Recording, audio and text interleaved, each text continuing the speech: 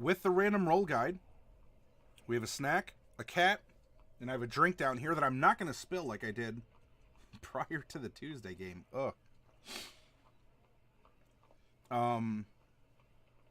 Why don't we get going and we'll make the cook. Now, XCat, you did bring up a good point here. Personally, I'd allow it because we had a conversation about Goodberry for anyone who's just joining us. All things to consider. Oh, no, that was mine. Personally, I'd allow it because it puts the druid in a position of power and might have interesting RP implications if someone pisses off the druid mid-travel. Like if your only food source is this druid and you don't have a backup, it puts them in the position to withhold food. Is the true leader of a ship the captain, who thinks he knows what's going on, or hopes he knows what's going on, or she? The first mate who thinks he knows what's going on, or the cook who actually knows what's happening because he's controlling the energy output of the crew, who also sit in his galley and talk and share stories and rumors?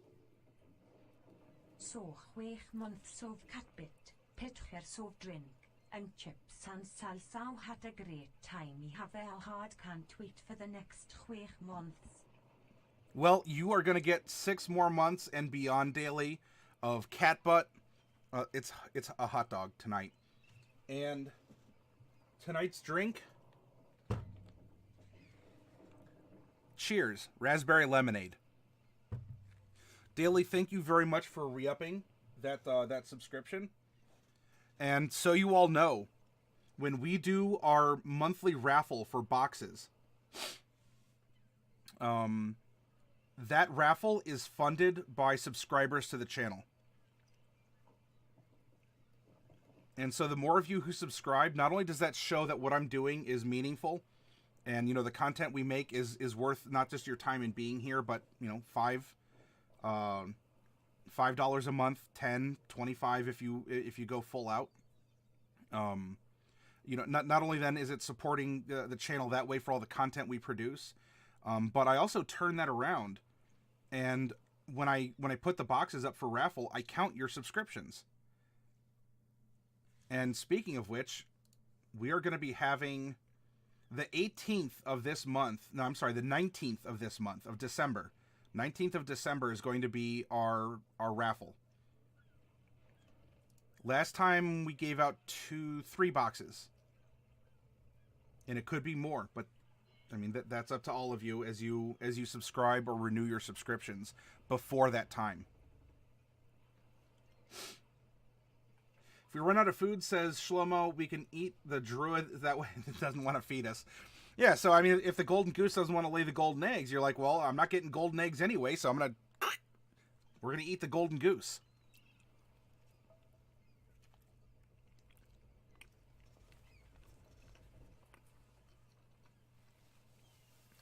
All right, let's roll. Female, male, or multi-class character for our cook. A female. And a female what? Let's roll a d10 and find out.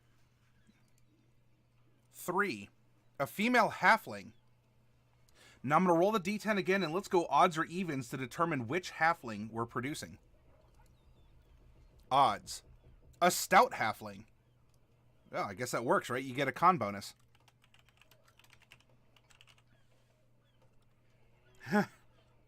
Gotta watch out, though. If your cook is resistant to poison, what does that say?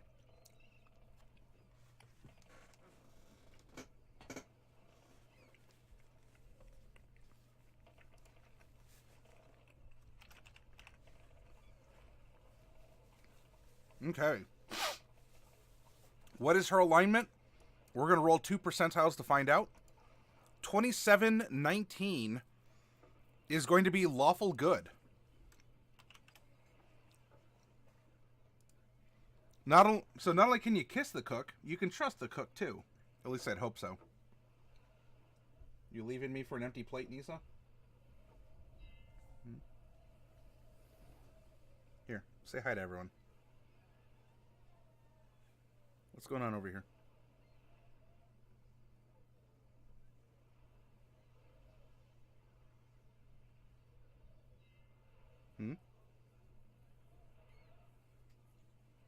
No, not affection. Hiss, anything but that. No, not love and pets. Oh, gross. Humans are touching me. Oh. Hi. Bye. That's fine. More room for my pitcher of raspberry lemonade. Alright, what level are we going to generate this character? Roll a percentile. We rolled a 20. That's going to be level 7. That means that we have one ability score improvement, ASI, or a stat bump, that we can give her. And I'm going to roll a percentile and see if we're going to take the stat bump, which is +2 to 1 stat, or +1 to 2 stats, or are we going to give her a feat? Percentile for that? 67, it's all natural, baby. It's just her. Okay. Now, we're going to treat her position on the ship as a cook as kind of like an accent to the background that she has. So I'm going to roll background, and it'll be one of the 13 out of the PHB, but we're going to add the cook template from Unearthed Arcana to it. Let's generate a 13-sided die. And roll it. 11. A sailor or a pirate. Well, how about that?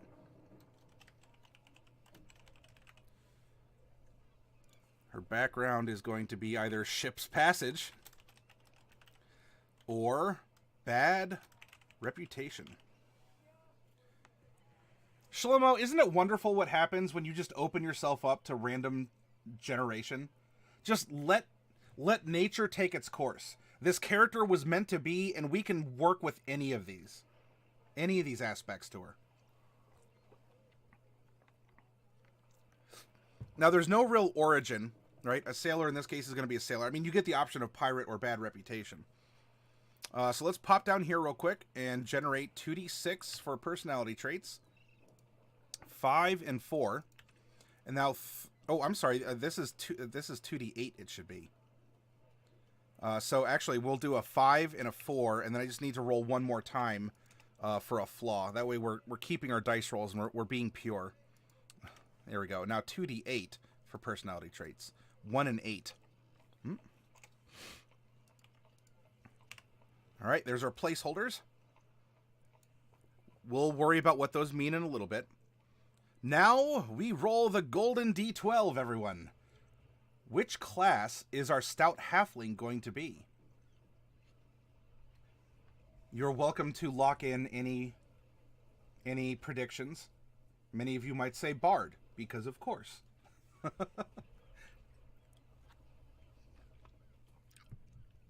Bards are popular here, even with random numbers. Ooh, that was an ice cube.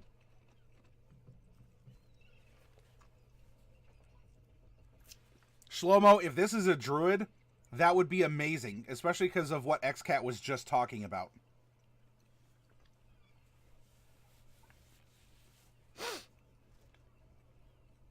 Plague Doctor's lurking. Cleric, the rest is already Nella. Roll that dice. All right, here we go. 4. 4 is druid, everyone. You all saw it happen live. Right here. Roll 1d12, get a 4. Barbarian, Bard, Cleric, Druid is number 4. It was meant to be.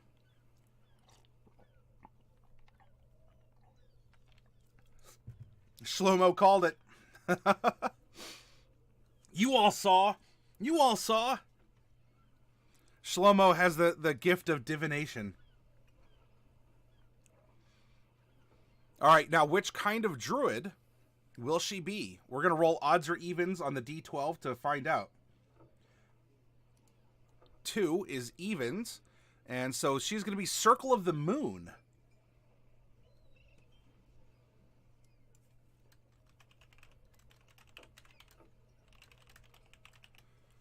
So there you go. She's going to moon everyone.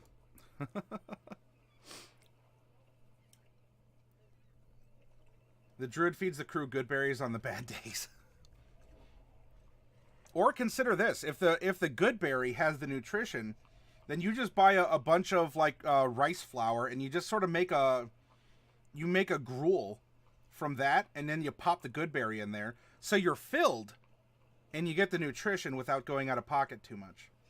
But again, depending on how your DM rules on good berry, is it just fine like it is? I'm not even necessarily saying that you all should modify good berry. Don't get that wrong. I haven't forbidden or changed good berry in my own home campaigns. Like I've modified other spells or other concepts about, the cosmology of D&D. Or the magical weave in it. Prestidigitation, they can flavor it too. That's true. But only 3 at a time, if I recall correctly. All right, what is... Oh, she's a halfling. Oh, she's a little short stack, huh? Let's go to... Halfling. Start at 2 feet 7 inches, and we're going to add 2d4 inches to her height. We're adding 7 inches to her height, so she's 2 foot 14.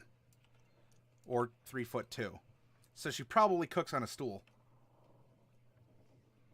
Now we're going to take that 7, multiply it by 1, and add it to her 35-pound base weight. So she is 42 pounds.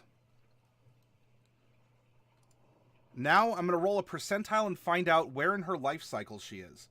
Is she younger? Is she older? Where is she in the course of life? We rolled a 37, and that is just, that is in the adult range. And for a halfling, adult is our column 3, and we come over, so she's between 71 and 110 years old. So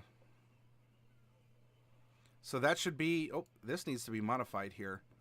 Because you get 70 to 80, 80 to 90, 90 to 100. And 100 to 110. That should be a 1d40.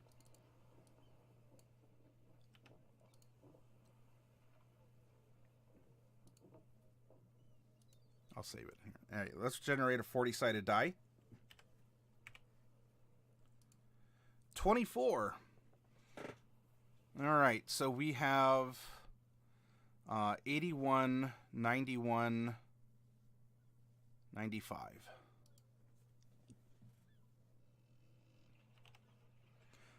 Or I guess it would be technically 94 because we're counting that first year as number 1.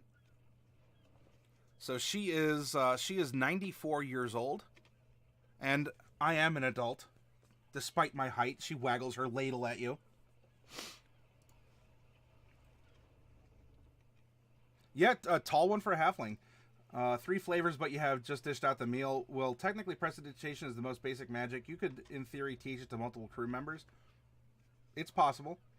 I wasn't aware halflings live that long. Maybe I got them and half-elves mixed up.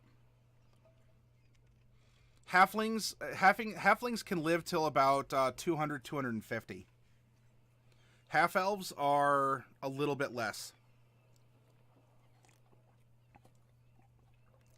They certainly don't take the average of human and elf. The human side of aging is more brutal, I guess. Really takes the longevity out of elves. Okay. So congratulations, we have a foundation for a character. We have our cook. In fact, we'll even put that here. We'll put it in parentheses. She is the cook of the group. We no longer have a need for a random roll chart, so let's get this out of the way. And we're already in Chapter 4. If you're playing along at home with us, Chapter 4 has the backgrounds. And here we go, Sailor on page 139. We have proficiencies in athletics and in perception. Athletics and perception.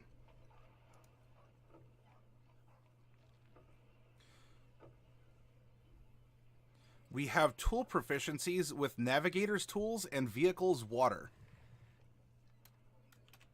Whoops, that's languages. Tools. Navigator's Tools and Vehicles Water. Equipment. She gets a belaying pin, which can act as a club. 50 feet of silk rope.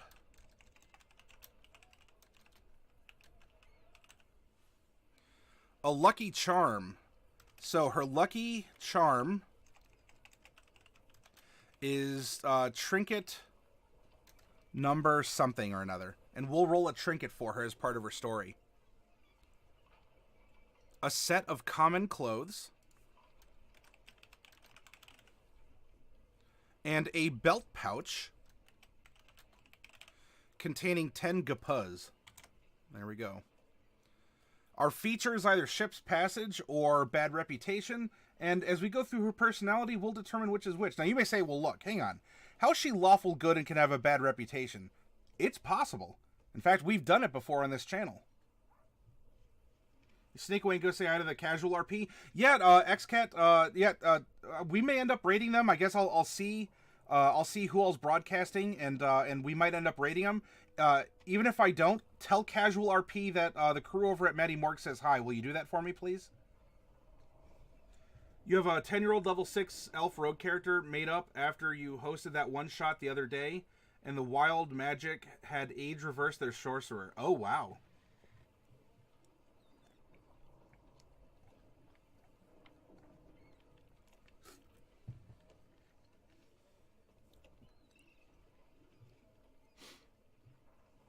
All right, let's explore her personality. Her traits were number 1 and number 8. What does that mean? Well, my friends know they can rely on me no matter what. And number 8, I like a job well done, especially if I can convince someone else to do it. She'll do it herself. But she might not be afraid of, saying, oh, hey, you know what? You're taller than me. Can you reach that? Can you bring that sack of flour over here, please? She may not be lazy, but I think she's willing to, I don't know, lawful good, the way she expresses herself. She's willing to allow others to use their strengths. That could be a good way of putting it, right? Her ideal is number 5. People. I'm committed to my crewmates, not to ideals. Her ideal is to not be committed to an ideal. She's in it for the people. She actually, I think, would make a really good cook because of that. Especially given that little tongue-in-cheek, the cook really knows what's going on in the ship because everyone talks to her. And you know what? Everyone might talk to her because she's in it for him. She wants to see him fed.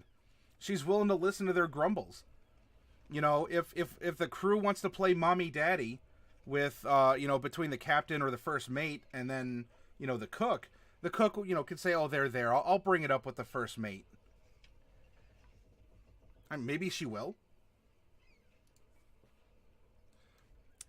Her bond is number 4. In a harbor town, I have a paramour whose eyes nearly stole me from the sea. Ooh. So, we have created, for our DM to consider, a lover of some kind. Right? With whom does she have a romantic interest? Is it shared? Is it one-sided? Is it, is this her last year sailing to get it out of her system before she settles down? She's an adult now, right? And maybe her family keeps writing her letters. We're expecting a pile of kids soon, or when are you going to get married, or have you met the right person? Or even if she wants to, if she doesn't want kids, but maybe she just wants to find an adventuring companion. Maybe even convince this landlubber to get an assignment on the ship next to her. And number 5 are flawed. Because we're all flawed creatures. Our flaw is, I can't help, but pocket loose coins and other trinkets I come across. Maybe that's the cook in her, right? Especially on a ship, everything has to be secured. If you see something loose, gotta tack it down, gotta take care of it. And she just, Well, picks up what's around her. She's not trying to be malicious, or she's not a thief. It's her habit, though, that she just seemingly picks up what she sees left around. And she has a different perspective on things than we do.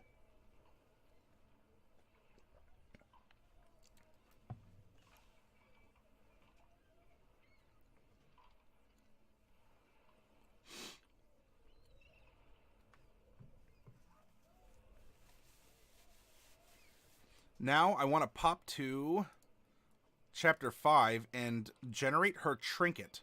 This is her lucky charm. And this can also tell a little bit about her story, depending on what we roll for her.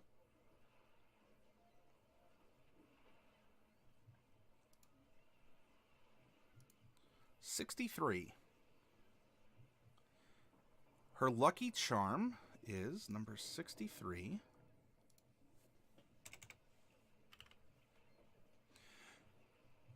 An alabaster mask. Oh. Maybe when combat's ready to start, or there's a storm a-brewing, you know, if she feels like she needs a little bit of luck, she dons the alabaster mask.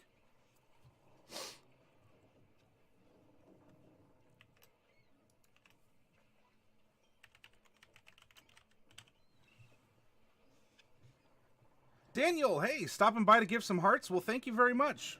I appreciate you stopping in even to say hi.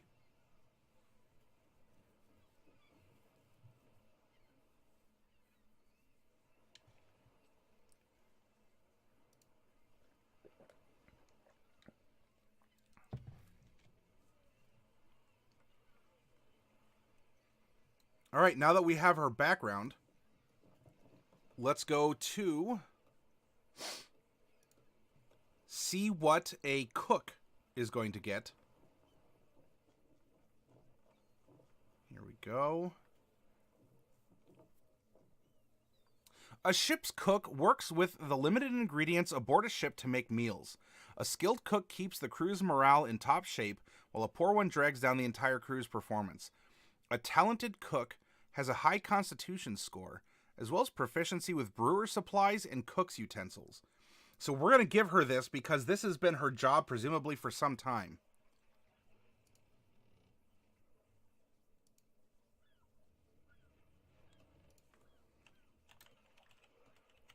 Brewer's supplies, cook's utensils.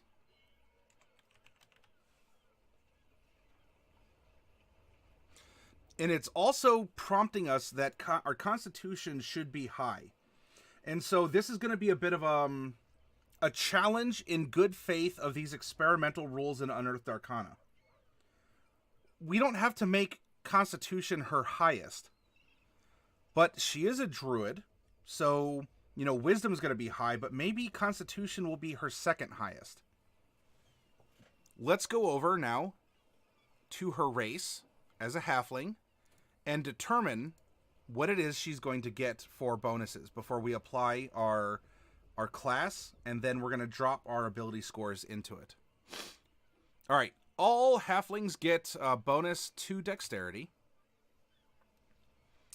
And our speed is 25 feet. 12 climb, 12 swim, 0 fly. We are lucky. Maybe that mask has come in handy, right? When you roll 1 on an attack roll, ability check, or saving throw, you can re-roll the die, but you must use it. We're also brave. Oh, actually, that's just going to come up to advantages versus frightened.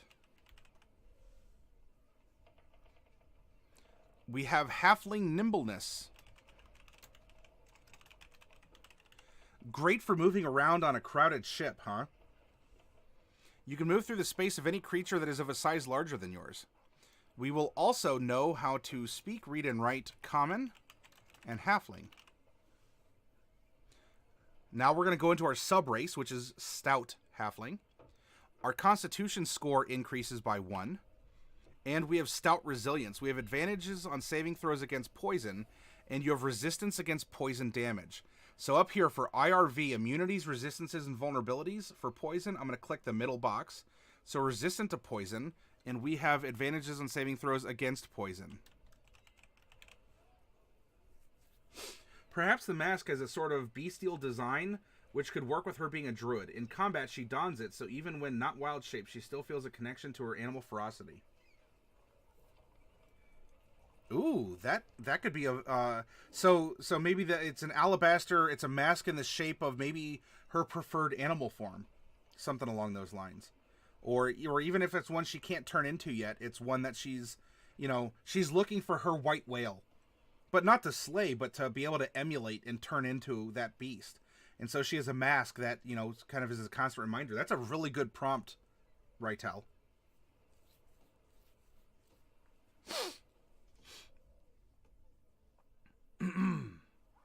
Okay, now let's pop over to Druid.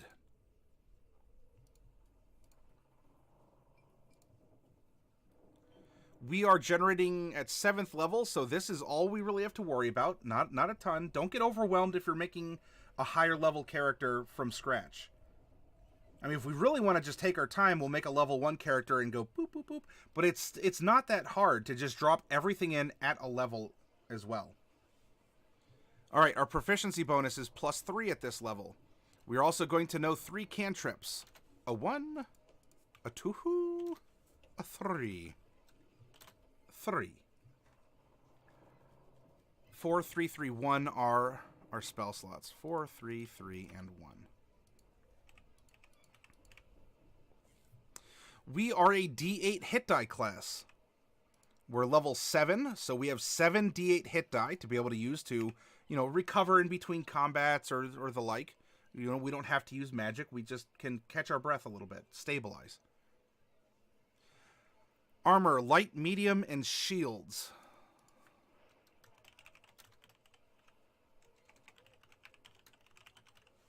For weapons, I'm just going to put druid weapons because it is a very curated list of weapons that you'll have proficiency with by just nature of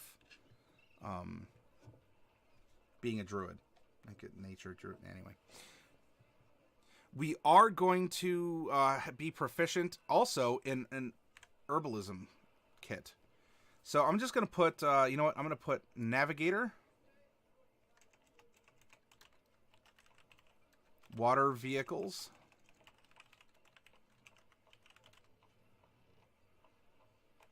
herbalism, cook, and brewer. There we go. It's a little bit more legible. Saving throws, intelligence, and wisdom. Skills, choose 2. From Arcana, Animal Handling, Insight. Oh, were there skills?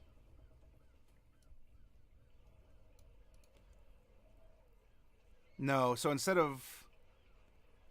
They gave us two tools instead of a skill and a tool. Okay, yep. That works. All right, let's go back to her. Arcana, Animal Handling, Insight, Medicine, Nature, Perception, Religion, and Survival. Let's see. Well, again, I like drawing off her background, right? That's going to shape her focus, what she does. My friends know they can rely on me no matter what. I like a job well done, especially if I can convince someone else to do it. In a harbor town, I have a paramour whose eyes nearly stole me from the sea, and I can't help but pocket loose coins and other trinkets I come across. Doesn't mean she's good at it, so we don't need, stealth or anything. Let's go with...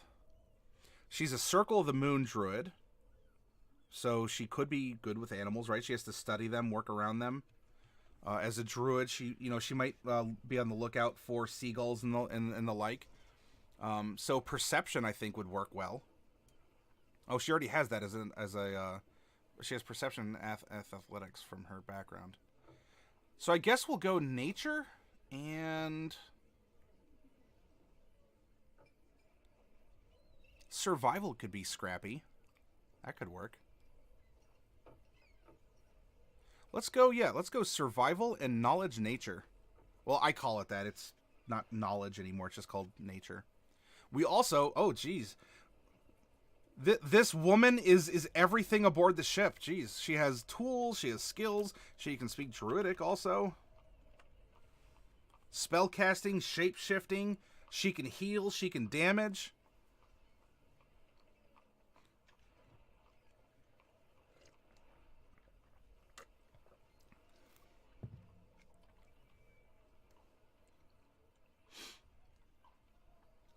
Okay. Our class is going to give us Wild Shape. And we'll put that actually down here. And we can Wild Shape 2 times a day.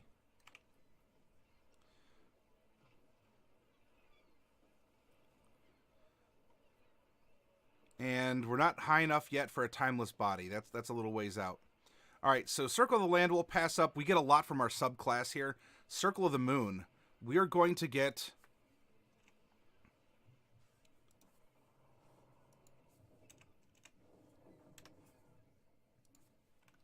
Combat Wild Shape. When you choose this circle at 2nd level, you gain the ability to use Wild Shape on your turn as a bonus action. Additionally, while you're transformed, you can use a bonus action to expend 1 spell slot to regain 1d8 hit points. And we'll also get Circle Forms. The rights of your circle grant you the ability to transform into more dangerous animal forms. Starting at 2nd level, you can use your Wild Shape to transform into a beast. With a challenge rating as high as 1, you ignore max CR. Starting at 6th level, so we can do that, you can transform into a beast with a challenge rating as high as your druid level divided by 3 rounded down. So circle forms, we're going to put CR2. Because we're level 7. And we will also get Primal Strike. Starting at 6th level, your attacks in beast form count as magical for the purposes of overcoming resistance and immunity. And we're not quite high enough for elemental Wild Shape, but that would be something else too. You remember what we were talking about with an earth elemental and how it can siege? It does double damage against structures and the like. Can you imagine her if you somehow like flung her over, or if she just like used a Wild Shape? Maybe not a Wild Shape, because you'd need both of them to turn into an elemental. But if you, I don't know, we'll just say she catapulted or something over onto another ship, and she turned into an earth elemental and just started going ham on the other ship.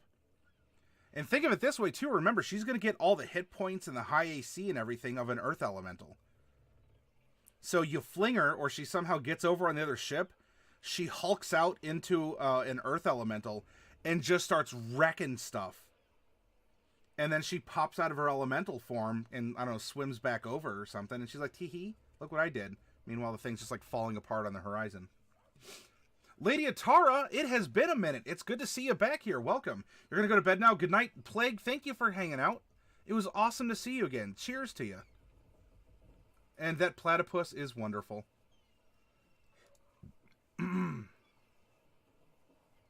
Rytel says, survival seems good for a cook as well, making things out of what's available and knowing something could be toxic or dangerous. I think the combo of nature and survival will really help out with that, Rytel.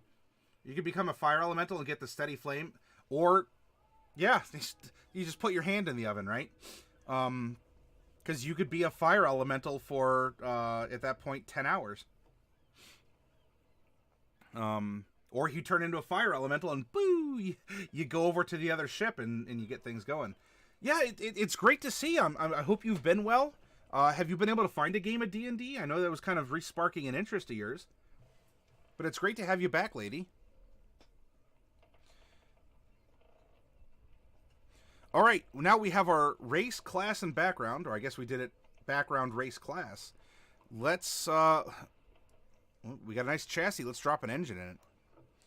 Now, Wisdom is the largest for us as a druid.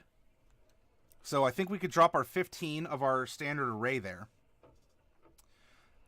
I challenged us that we could put our second highest in Constitution. So let's put a 14 in Con. Or let's see. If we're floating the 1, is it still mechanically going to work out if we put a 13 in Dex? That put it at 15, and then we'd have a 13 in Con. So yeah, 14 and 15 would be the same.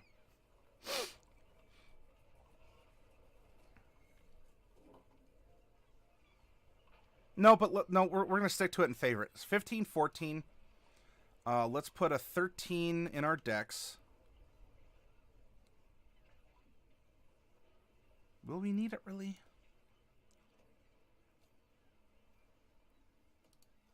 13 int. 12 Dex.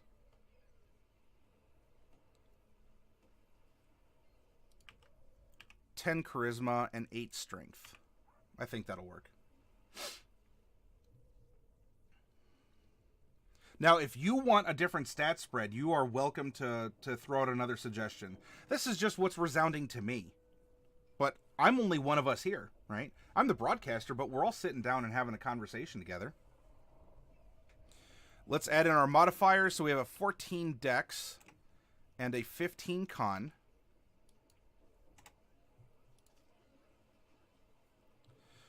We are going to get 1 ability score improvement at level 4, and we're almost on our second one. So why don't we drop that? So I guess that 15 is actually going to go up here. Let's drop that into Wisdom and Constitution. And that way we're making good on the theme of a cook in the Unearthed Arcana. With that, it's going to give us a -1 Strength, 2 Dex, 3 Con, 1 Int, 3 Wisdom, and 0 Charisma. Our saving throw is -1, but our athletics is going to be a +2 because we are proficient. Remember, proficiencies you're going to get a lot of mileage out of that. Even, I mean, with the help of a modifier, yes. But this and other characters we've made have been a great example that you can have a low modifier, but your proficiency is still making you capable. Right? You can have intelligence be your dump stat, so you may not be universally smart, but in 1 or 2 particular subjects that you have in which you have a proficiency, yeah, you're pretty good at it because that was just your field of study. It's just not, you're a know-it-all. You're just you're a know-it-some. So don't ever be afraid of that. Dex is 2 across the board. Con is a 3. Let's see. 4 for the saving throw, 4 for nature, and 1s down the line. 6 wisdom, perception, survival, 3 medicine, insight, animal handling, and charisma is going to be 0 down the board because she conveys herself in an average demeanor. Maybe she's very quiet. She cares deeply about people. She might be a complete sweetheart for all we know. But she just doesn't convey herself the best or in that fashion. Or, because of her lawful good, right? She is selfless, but she's very regimental. She's consistent. So she might even like a crew member, and if she feels herself blushing, she'll turn around and just go back to cooking because I need to stir this 10 times every minute, and it's been a minute. Right?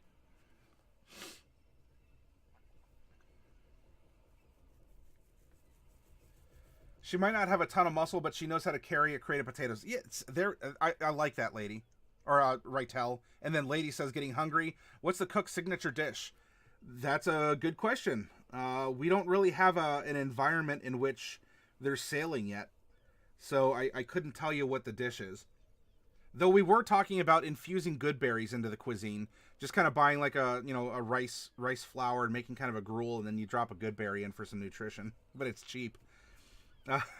I'm sure she can make something really good, though. I mean, look, Stout Halfling, you can put it away.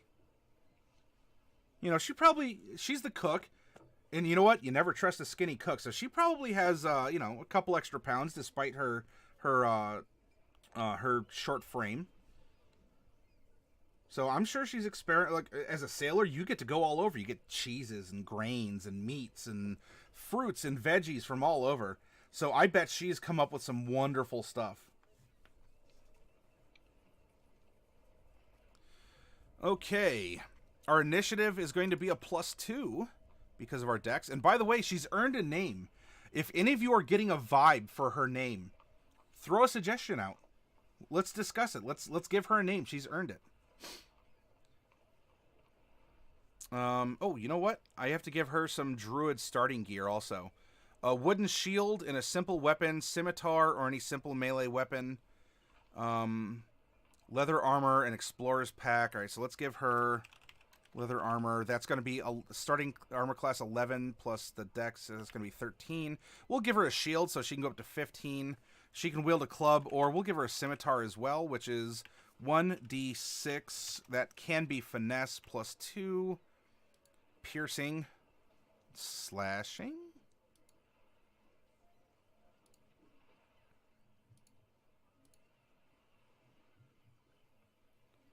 Scimitar. 1d6 slashing. Finesse and light. Yep, okay. 1d6 slashing. The club is 1d4 plus strength, so that's actually going to be 1d4 minus 1. Bludgeoning, minimum 1. As we're attacking off of strength with a club, it's not a finesse weapon. That is going to be at a +2, because she is at least proficient with it. So proficiency plus strength, or in this case, minus. Scimitar, however, she can use dexterity, and that's going to be a +6.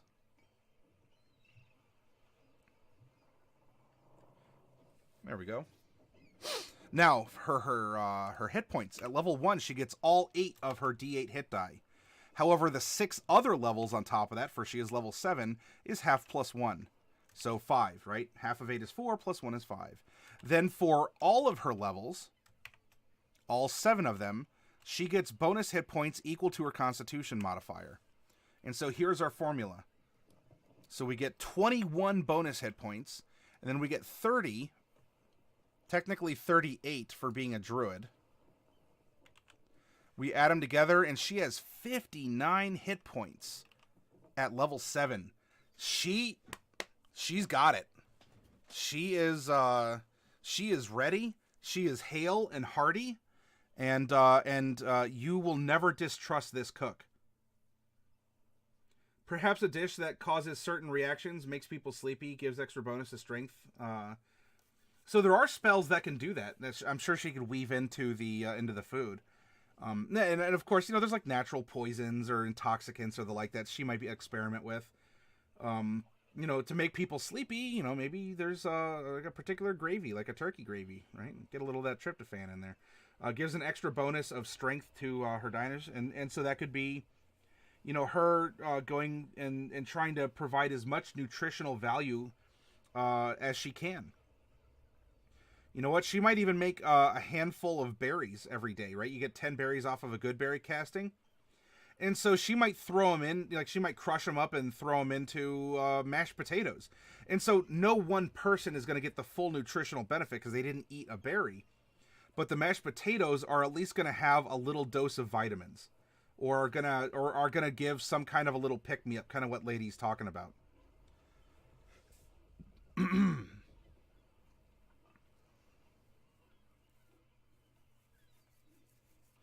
You should have the gargantuan silver dragon tomorrow. That is excellent, Diadems.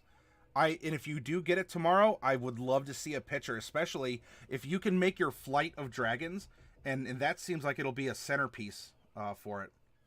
And speaking of getting stuff in, tomorrow I should have my bricks of Ravnica, Monster Menagerie 2, and Storm King's Thunder coming in. And also, I will have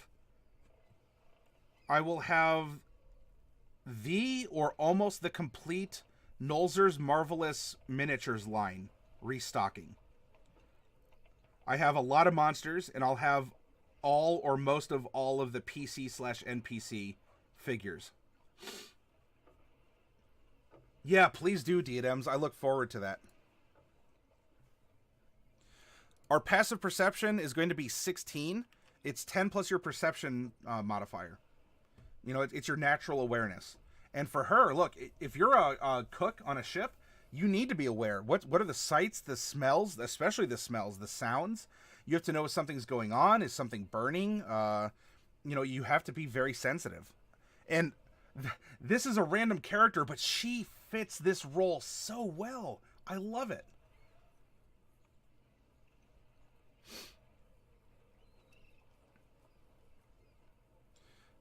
All right, spellcasting. We're a druid.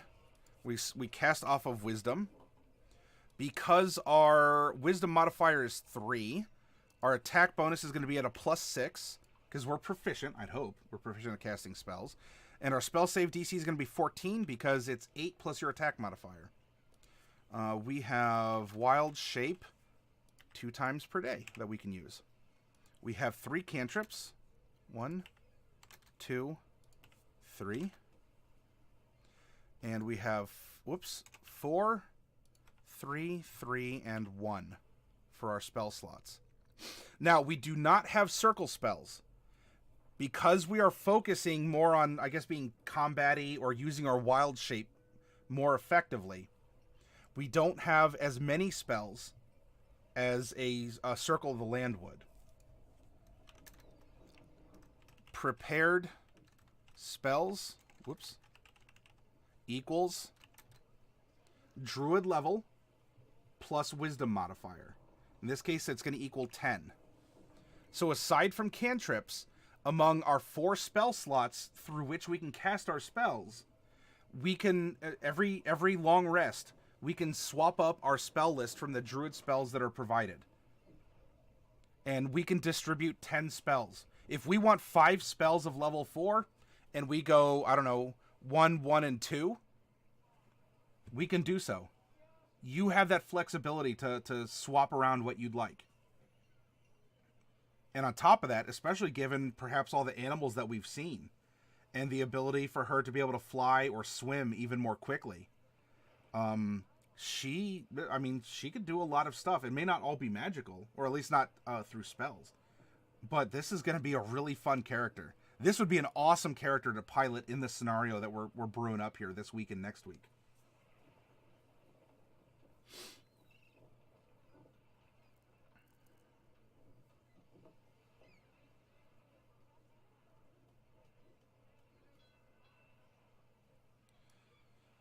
Now, her cantrips, though, are fixed. So let's take a look at druid cantrips.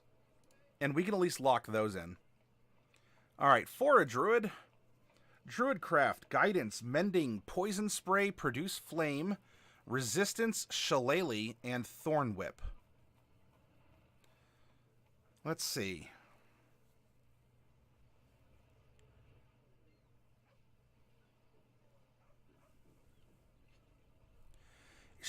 Let's look at her personality again. My friends know they can rely on me. I like a job well done. I'm committed to my crewmates. All right. I think guidance is going to be big.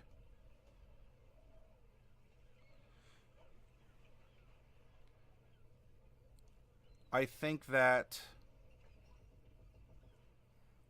with Thorn Whip, that could be interesting. Not only is it an attack spell for her, she can also use it in the rigging of the ship, I'm sure, like kind of like a whip. I mean, like you can swing around. But also, if she's in the galley and she needs to reach for something, if your DM would allow this, you know, so she's not damaging the pots and pans or a bag of flour, she could cast her cantrip to reach 10 feet out and pull, pull things closer to her. Right? She's a little short stack on a step stool. She's there cooking for, you know, whatever, 50 people on a galley or whatever. I mean, she probably has a crew also, like some helpers in the galley. But I think that would be fun. And so not only is it an attack spell, but she's getting utility out of it. So we have something for her personality. We have something for self-defense and also utility. And lastly, Shillelagh might be interesting. Especially, can you cast Shillelagh on someone else? Let me double check.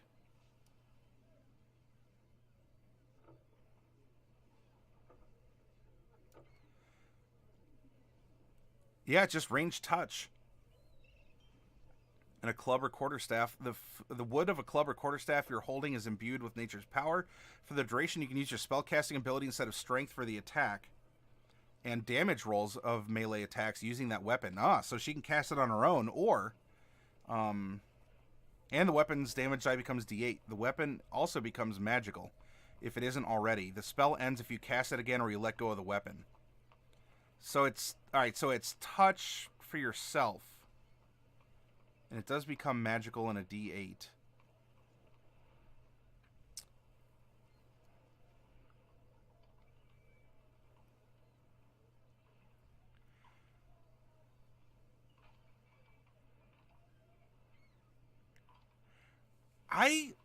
As a DM, I might argue, because it doesn't say self. I mean, because it's not cast on you, it's cast on something you hold. Could you touch another person's quarterstaff, or I guess the belaying pin, and confer it? It would last for a minute. So maybe she could take that, and so she can imbue someone else with Shillelagh. Otherwise, we can go back and... I mean, Druidcraft is kind of universal, but I don't know if it's necessary. Produce Flame could work if she's a cook.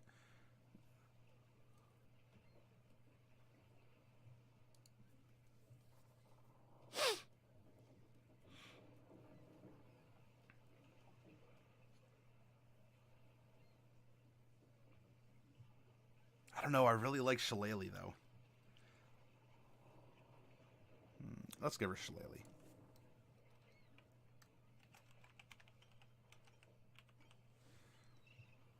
You know, some raiders come down.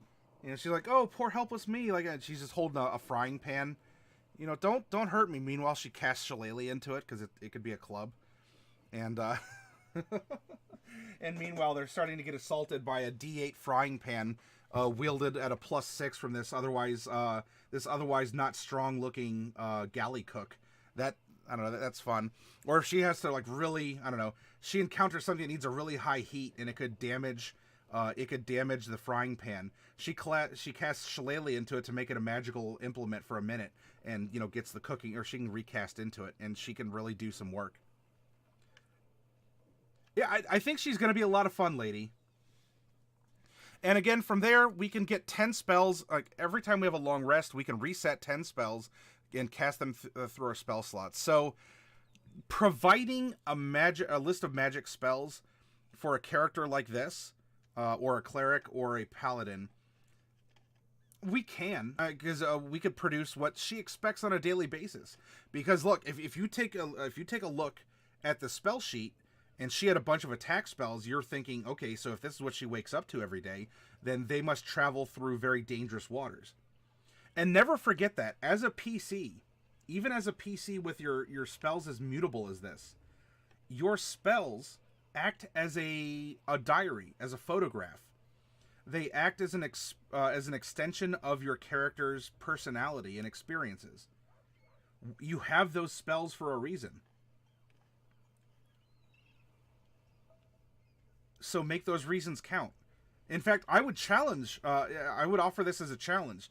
Do you have a friend who plays D&D and is playing a spellcaster? If so, ask that friend for their character sheet and see what you can extrapolate from the character sheet based solely on the spells written down.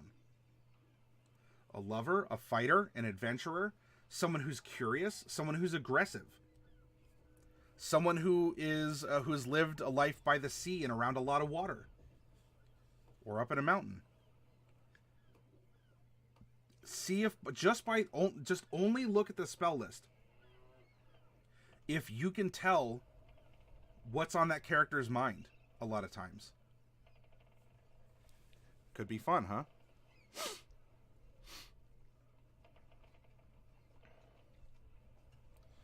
Lady, do you have a name? You sound invested in the character here. She still needs a name of some kind. Oh, and we have to decide if she's a sailor or a pirate. And does she have ship's passage or a bad reputation? Well, given how helpful she is, in a harbor town I have a paramour. I can't help but pocket loose coins. I don't think that's enough to give her a bad reputation. Even as a lawful good, you can still have a bad reputation. What if she just... Again, let's look at photographs. This photograph of the character right now, what if she was a reformed pirate? She actually could be a pirate with a bad reputation and still be lawful good. because maybe she saw the light and she decided to turn a new leaf, and now she's living the life as a simple cook. She doesn't want to have to fire another cannon. She doesn't want to have to cut another throat unless it's, you know, preparing a meal for the staff, and, you know, cutting like I don't know, a chicken you brought with you or something. You know, so maybe she's trying to retire from that, but everywhere she goes, people still recognize her. That could be the case. Given her personality, you know, she's just in adulthood. I think sticking with ship's passage, because maybe she did serve aboard another ship before transferring. In fact, her paramour could have even been serving aboard that ship or on the docks if the paramour's a landlubber. And she knew that she needed to get away for at least a little bit longer before going back and settling down or pursuing him or her or whatever. So why don't we go ship's passage, and she is a sailor. And in particular, on the ship and the crew that we're making, she is the cook. Not coming up with a name? Well, there's a lot of other ways that we can do this then.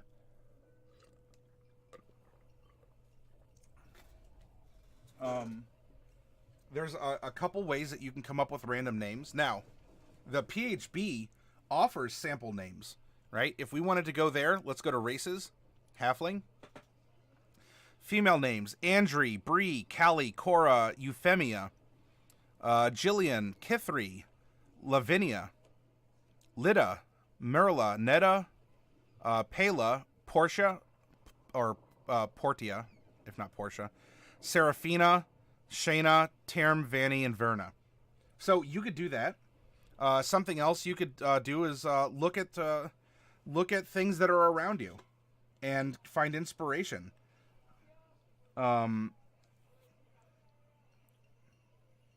You can even rearrange the letters. You can spell things backwards. So if I do that and I look around at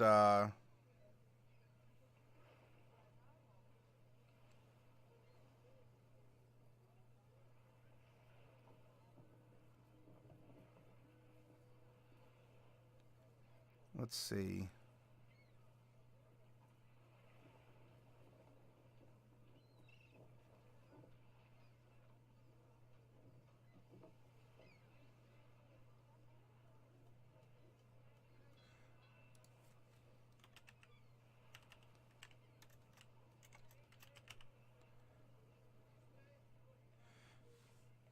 Cassie Quall could be a name. And where did I get that? Cassie Quall. At your service.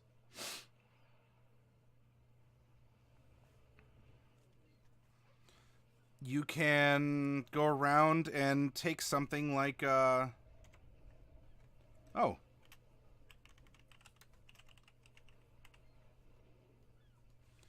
Bubbles Rose Ale. Where did that come from?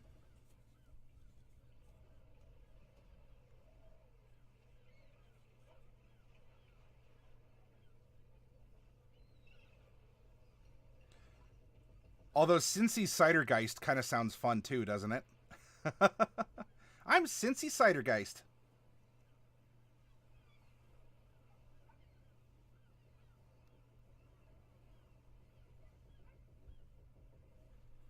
I mean, does this not describe a halfling cook? Come on, especially a druid. Bright, dry, and lithe rose ale with apple, peach, and cranberry for tartness and blush. Bubbles erupt with effervescence and evanescence. Could this very well describe our cook?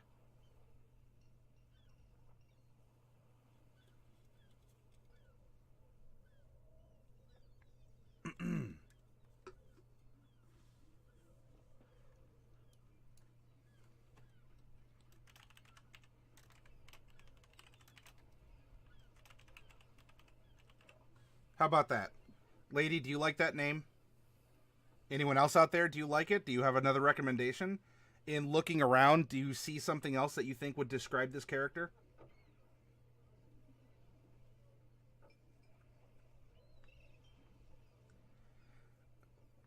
She might be teased unmercifully, or people are going to realize that she's the one on the ship that controls the food. And she might be called Bubbles because she brews, right? She does. She is proficient in brewer's tools, or because she can turn into a fish or an otter or whatnot. She can flop around in the water and make a bunch of bubbles, or even cast spells that allow her to breathe underwater. So people might tease or they might whisper, but they don't let her hear, despite her prodigious hearing, because she can forget to flavor their gruel and just give them some paste, or kind of say no soup for you. If you want something else, like if you want to call her Cincy Rose Cidergeist or whatever, that's fine too, lady.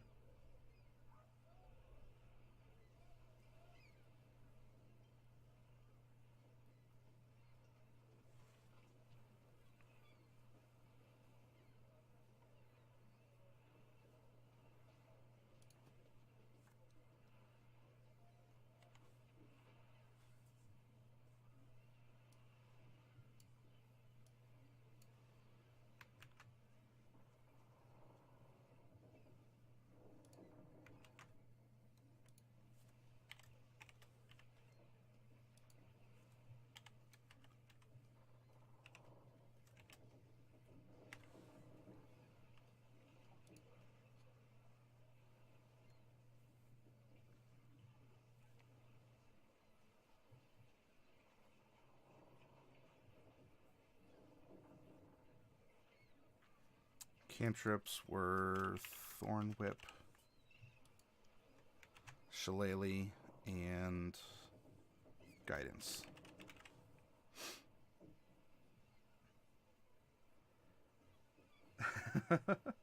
Maybe not. It's natural, right?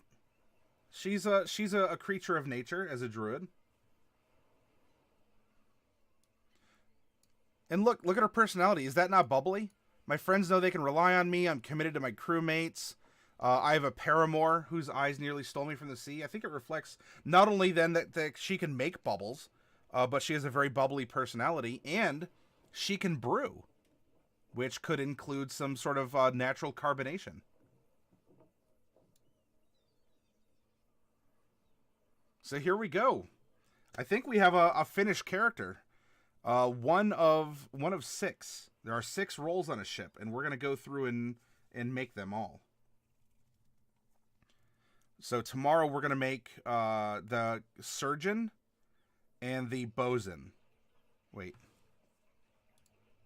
The quartermaster. We're gonna make the surgeon and the quartermaster. And then on Friday we're gonna make the bosun and the first mate. And then on Saturday we're gonna make the captain and maybe something else too. We'll have to wait until that final day of this week's broadcast.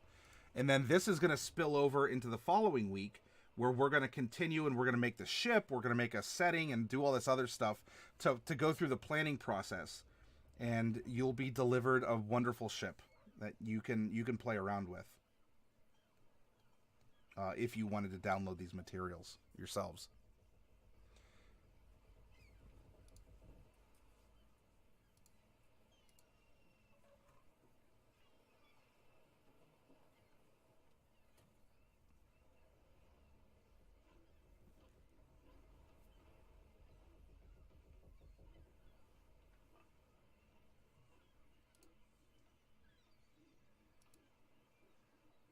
Yeah, I think she'll make wonderful meals.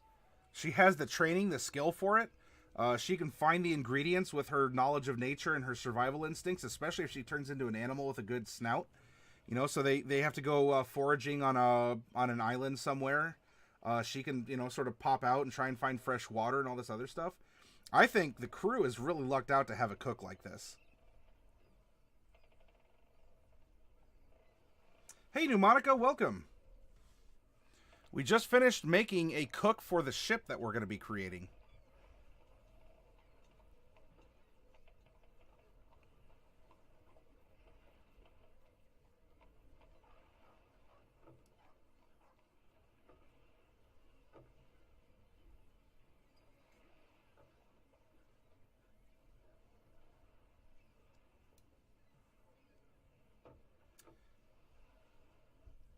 Cooking is from the Unearthed Arcana,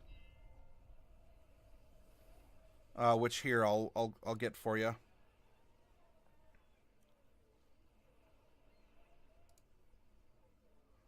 Oh, it's not there. I posted it earlier. Oh, it's in Table Talk. So we're going through the Unearthed Arcana here. And Cook is one of the 6 sort of major positions that are put out by the experimental rules. And in addition then to race, class, and background, we're providing a little bit of extra training because we're creating this practiced officer on the ship. And so we challenged ourselves because it says Constitution should be high. So we made her second highest stat Constitution, and we're going to do the same for the Surgeon, Quartermaster, and everything else. It'll be their recommendation. And then in addition to what they get from their background, we are going to make sure that thematically, they came from that background, but they perform a function on the ship and do something. So we give them whatever else that this role will grant. So it was high con score as well as proficiency with brewer supplies and cooked utensils. Surgeon, high int score, proficiency with herbalism kits and the medicine skill. Quartermaster, wisdom score as well as nav tools and nature. The bosun, strength score, carpenter's tools and athletics. First mate, charisma and intimidation and persuasion. And it'll be the same for the captain too. So tonight we went over this in our first part, and then our second part we started with the cook, who's truly the one who runs the ship, and we generated her up, and then tomorrow we're gonna make the surgeon and the quartermaster for the ship.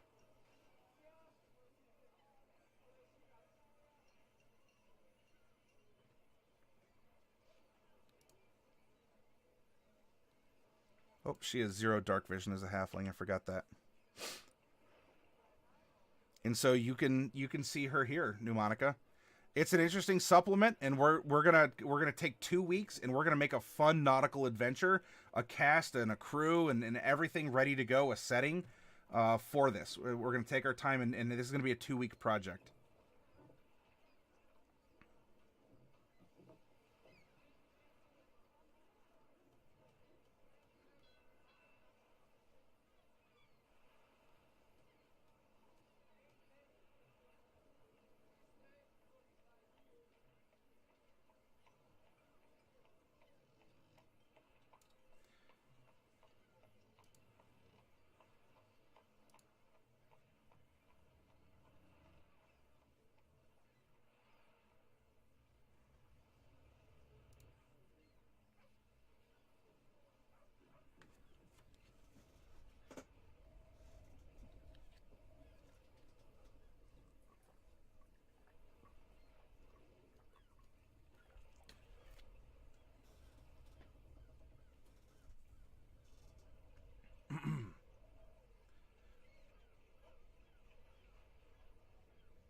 I think we're all set. I think she's pretty well shorn up here.